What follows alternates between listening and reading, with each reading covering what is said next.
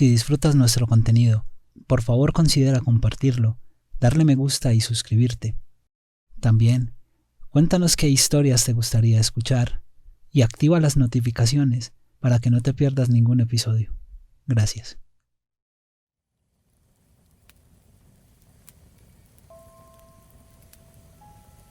Herbert West, Reanimador, por Howard Philip Lovecraft. Parte 1. De la oscuridad. De Herbert West, amigo mío durante el tiempo de la universidad y posteriormente, no puedo hablar sino con extremo terror. Terror que no se debe totalmente a la forma siniestra en la que desapareció recientemente, sino que tuvo origen en la naturaleza entera del trabajo de su vida. Y adquirió gravedad por primera vez hará más de 17 años, cuando estábamos en tercer año de nuestra carrera, en la Facultad de Medicina de la Universidad Miskatonic de Arkham. Mientras estuvo conmigo, lo prodigioso y diabólico de sus experimentos me mantuvieron fascinado y fui su más íntimo compañero. Ahora que ha desaparecido y se ha roto el hechizo, mi miedo es aún mayor. Los recuerdos y las posibilidades son siempre más terribles que la realidad. El primer incidente horrible durante nuestra amistad supuso la mayor impresión que yo había llevado hasta entonces y que me cuesta tenerlo que repetir. Ocurrió, como digo, cuando estábamos en la Facultad de Medicina, donde West se había hecho ya famoso con sus descabelladas teorías sobre la naturaleza de la muerte y la posibilidad de vencerla artificialmente. Sus opiniones, muy ridiculizadas por el profesorado y los compañeros, giraban en torno a la naturaleza esencialmente mecanística de la vida y se referían al modo de poner en funcionamiento la maquinaria orgánica del ser humano mediante una acción química calculada después de fallar los procesos naturales. Con el fin de experimentar diversas soluciones reanimadoras, había matado y sometido a tratamientos a numerosos conejos, cobayas, gatos, perros y monos, hasta convertirse en la persona más enojosa de la facultad. Varias veces había logrado obtener signos de vida en animales supuestamente muertos, en muchos casos signos violentos de vida. Pero pronto se dio cuenta de que la perfección, de ser efectivamente posible, comportaría necesariamente toda una vida dedicada a la investigación. Asimismo, vio claramente que, puesto que la misma solución no actuaba del mismo modo en diferentes especies orgánicas, necesitaba disponer de sujetos humanos si quería lograr nuevos y más especializados progresos. Y aquí es donde chocó con las autoridades universitarias y le fue retirado el permiso para efectuar experimentos, nada menos que por el propio decano de la Facultad de Medicina, el sabio y bondadoso Dr. Alan Hales, cuya obra en pro de los enfermos es recordada por todos los vecinos antiguos de Arkham.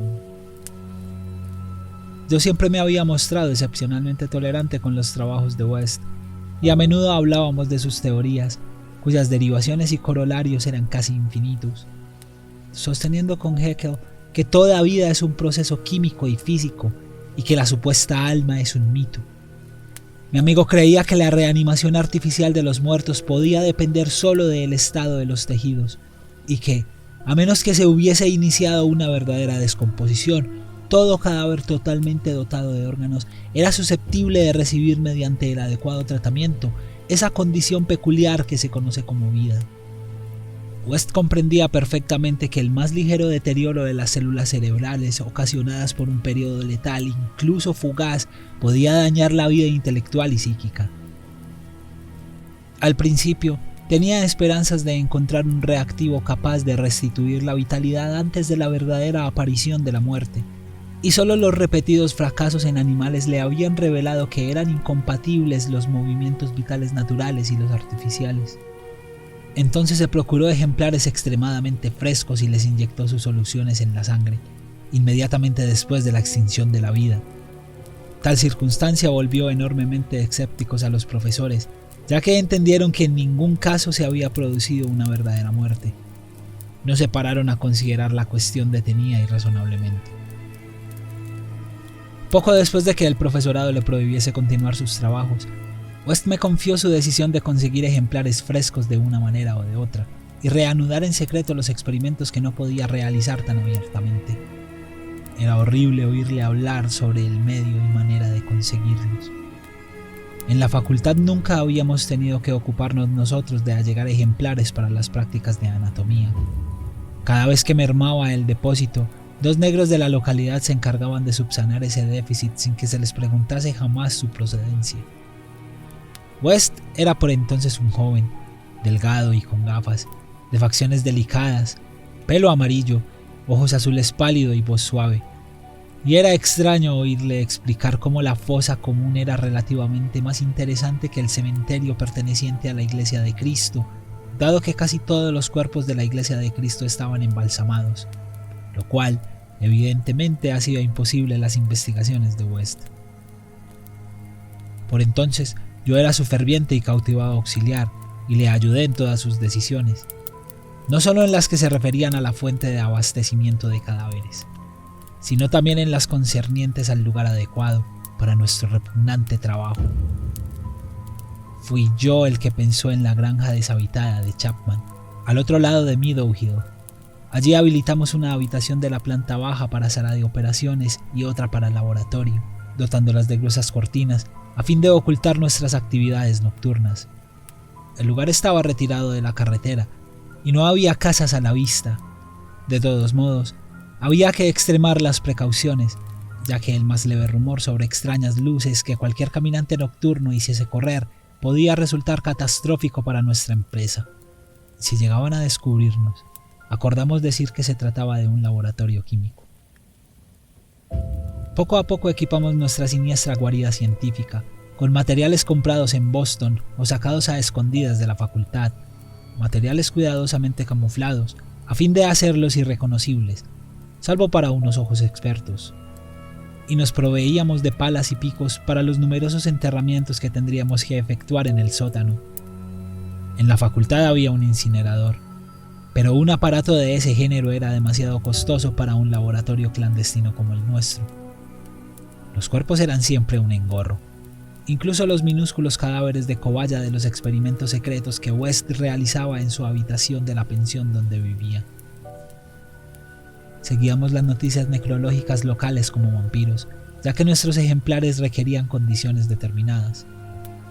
Lo que queríamos era cadáveres enterrados poco después de morir y sin preservación artificial alguna, preferiblemente exentos de malformaciones morbosas y, desde luego, con todos los órganos. Nuestras mayores esperanzas estaban en las víctimas de accidentes. Durante varias semanas no tuvimos noticias de ningún caso apropiado, aunque hablábamos con las autoridades del depósito y del hospital, fingiendo representar los intereses de la facultad, si bien no con demasiada frecuencia en todos los casos, de manera que quizás necesitáramos quedarnos en Arkham durante las vacaciones, en que solo se impartían las limitadas clases de los cursos de verano. Al final, nos sonrió la suerte, pues un día nos enteramos de que iban a enterrar en la fosa común un caso casi ideal. Un obrero joven y fornido que se había ahogado el día anterior en Summer Pond, al que habían enterrado sin dilaciones ni embalsamamientos, por cuenta de la ciudad. Esa tarde localizamos la nueva sepultura y decidimos empezar a trabajar poco después de la medianoche. Fue una labor repugnante la que acometimos en la oscuridad de las primeras horas de la madrugada, aun cuando en aquella época no teníamos ese horror especial a los cementerios que nuestras experiencias posteriores nos despertó. Llevamos palas y lámparas de petróleo porque, si bien ya había linternas eléctricas entonces, no eran tan sofisticadas como esos aparatos de tuxteno de hoy en día. El trabajo de exhumación fue lento y sórdido. Podía haber sido horriblemente poético si en vez de científicos hubiéramos sido artistas. Y sentimos alivio cuando nuestras palas chocaron con madera. Una vez que la caja de pino quedó enteramente al descubierto bajo West, quitó la tapa, sacó el contenido y lo dejó apoyado.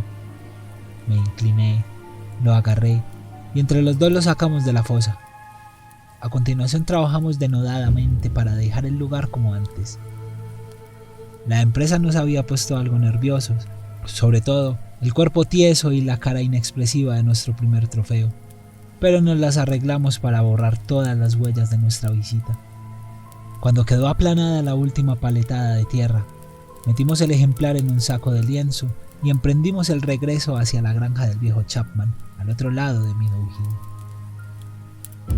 En una improvisada mesa de disección instalada en la vieja granja, a la luz de una potente lámpara de acetileno, el ejemplar no ofrecía un aspecto demasiado espectral. Había sido un joven robusto y poco imaginativo, al parecer un tipo saludable y plebeyo, constitución ancha, ojos grises y cabello castaño, un animal sano sin complejidades psicológicas y probablemente con unos procesos vitales de lo más simple y sanos. Ahora bien, con los ojos cerrados parecía más dormido que muerto. Sin embargo, la prueba experta de mi amigo disipó enseguida toda duda al respecto. Al final teníamos lo que West siempre había deseado, un muerto verdaderamente ideal, apto para la solución que habíamos preparado con minuciosos cálculos y teorías, a fin de utilizar en el organismo humano. Nuestra tensión era enorme. Sabíamos que las posibilidades de lograr un éxito completo eran remotas, y no podíamos reprimir un miedo horrible a las consecuencias grotescas de una posible animación parcial. Nos sentimos especialmente aprensivos en lo que se refería a la mente y a los impulsos de la criatura, ya que podía haber sufrido un deterioro en las delicadas células cerebrales con posterioridad a la muerte. Por lo que a mí respecta, aún conservaba una curiosa noción tradicional del alma humana y sentía cierto temor ante los secretos que podía revelar alguien que regresaba del reino de los muertos.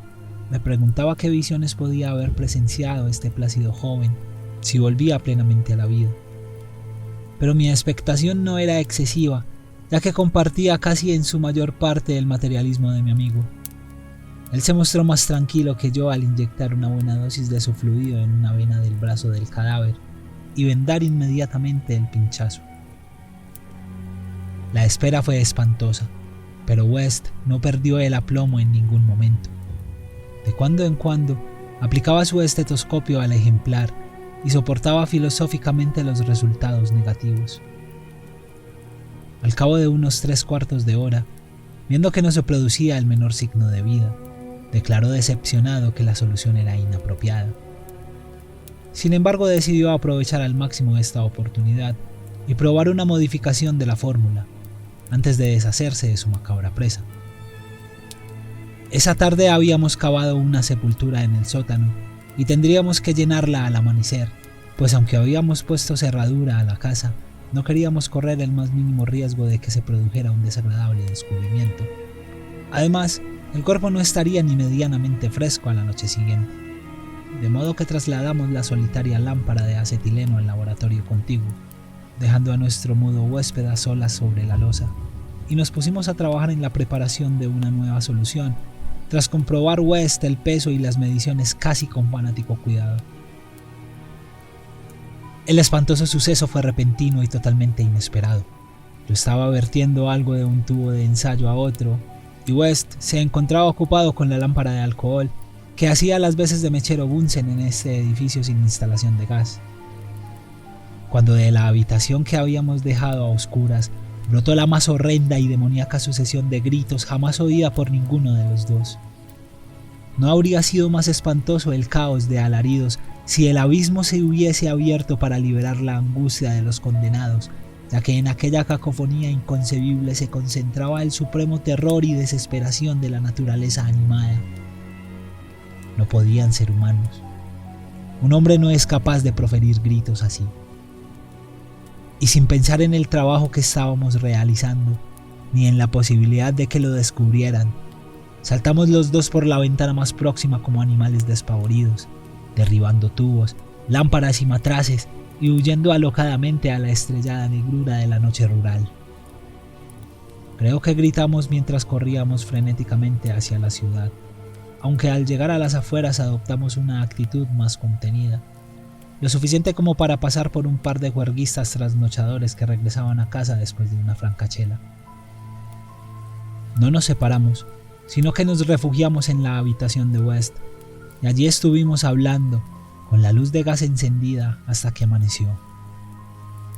A esa hora nos habíamos serenado un poco, discurriendo teorías plausibles y sugiriendo ideas prácticas para nuestra investigación, de forma que pudimos dormir todo el día, en lugar de asistir a clase. Pero esa tarde aparecieron 2 artículos en el periódico, sin relación alguna entre sí, que nos quitaron el sueño. La vieja casa deshabitada de Chapman había ardido inexplicablemente, quedando reducida a un informe montón de cenizas. Eso lo entendíamos, ya que habíamos volcado la lámpara. El otro, informado que habían intentado abrir la reciente sepultura de la fosa común, como si hurgando en la tierra vanamente y sin herramientas. Esto nos resultaba incomprensible, ya que habíamos aplanado muy cuidadosamente la tierra húmeda. Y durante 17 años, West anduvo mirando por encima del hombro y quejándose de que le parecía oír pasos detrás de él. Ahora ha desaparecido.